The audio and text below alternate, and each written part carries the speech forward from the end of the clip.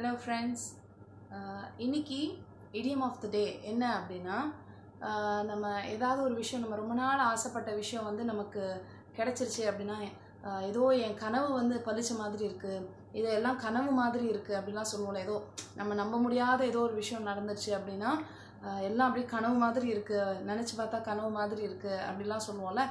அது மாதிரி என் கனவு நனவாயிடுச்சு அப்படிலாம் சொல்லுவோம்ல. அப்படி சொல்கிறதுக்கு இங்கிலீஷில் என்ன சொல்லலாம் அப்படின்றதான் today's idiom of the day.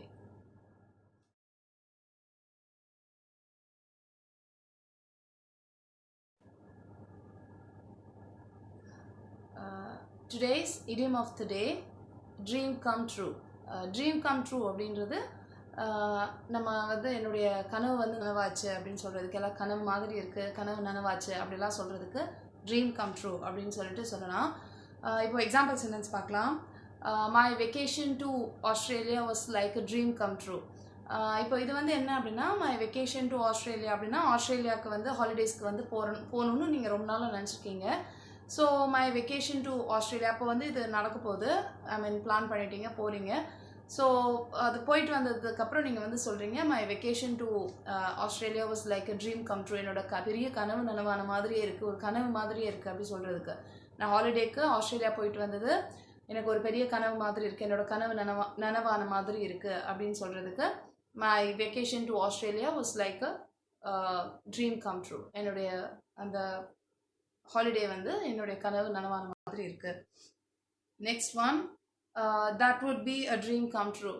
That would be a dream come true அப்படின்றது இது எப்போ சொல்லலாம் அப்படின்னா, ஏதோ ஒரு நம்ம இதெல்லாம் வந்து கான்வர்சேஷனுக்கு நடுவில் சொல்கிறது தான். So that would be a dream come true அப்படின்னா, ஏதோ ஒரு விஷயத்தை பற்றி நம்ம ஃப்ரெண்ட்ஸோடு டிஸ்கஸ் பண்ணிகிட்டு இருக்கிறோம். ஒரு பெரிய ஒரு விஷயமா இருக்கலாம், அதாவது நமக்கு ரொம்ப நாள் நீண்ட நாள் ஆசையாக இருக்கலாம். இது வந்து நடக்கணும், இப்படி நடந்தால் நல்லாயிருக்கும், இது எனக்கு வேணும், ஒரு லக்ஸூரியஸான கார் வேணும், இல்லை லக்ஸூரியஸான ஒரு வில்லா வாங்கணும், அப்படிலாம் நம்ம நிறையா பிளான் வச்சுருப்போம். இந்த மாதிரி ஏதோ ஒன்று இருக்குது.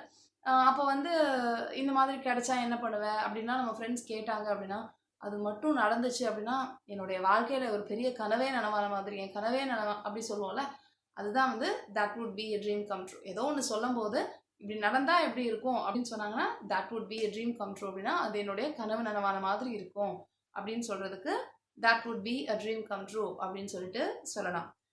Next one, this car is my dream come true. This car is my dream come true அப்படின்னா, நீங்கள் ரொம்ப நாளாக ஒரு கார் வாங்கணும்னு பிளான் பண்ணியிருக்கீங்க, அந்த கார் வாங்கிட்டீங்க. ஸோ வாங்கினதுக்கப்புறம் நீங்கள் சொல்கிறீங்க, this car is my dream come true. என்னுடைய கனவு வந்து நனவாச்சு இந்த காரால் அப்படின்னு சொல்கிறதுக்கு this car is my dream come true அப்படின்னு சொல்லிட்டு சொல்லலாம். ஸோ இப்போ இந்த ட்ரீம் கம் ட்ரூன்றது வந்து ரொம்ப நமக்கு காமனாக நம்ம பேசுகிற விஷயந்தான். கனவு நனவாச்சுன்றது வந்து இது ஒரு கனவு, என்னுடைய கனவு இதுதான், இது மட்டும் நடந்துச்சு அப்படின்னா என்னுடைய லைஃபே ஃபுல்ஃபில் ஆன மாதிரி, என்னுடைய கனவு ஃபுல்ஃபில் ஆன மாதிரி, நனவான மாதிரி அப்படிலாம் சொல்லுவோம்ல. அதனால பேசும்போது ஏதோ இந்த மாதிரியான ஒரு பெரிய ஒரு ட்ரீமை பற்றி பேசும்போது நம்ம வந்து ஃப்ரெண்ட்ஸ் கிட்ட சொல்கிறோம் அப்படின்னா, that would be a dream come true. இது மட்டும் நடந்துச்சுன்னா that would be a dream come true அப்படின்னு சொல்லிட்டு நீங்கள் சொல்லலாம். இல்லை ஏதோ ஒரு விஷயம் உங்களுக்கு பிடிச்ச மாதிரியான விஷயம் நடந்திருக்கு, நீங்கள் ரொம்ப நாள் ஆசைப்பட்ட விஷயம் நடந்திருக்கு அப்படின்னா, it was like a dream come true. அது வந்து ஒரு கனவு நனவான மாதிரி இருந்துச்சு அப்படி சொல்கிறதுக்கு it was like a dream come true அப்படின்னு சொல்லிட்டு சொல்லலாம். So I'll meet you in the next lesson. Thank you, bye.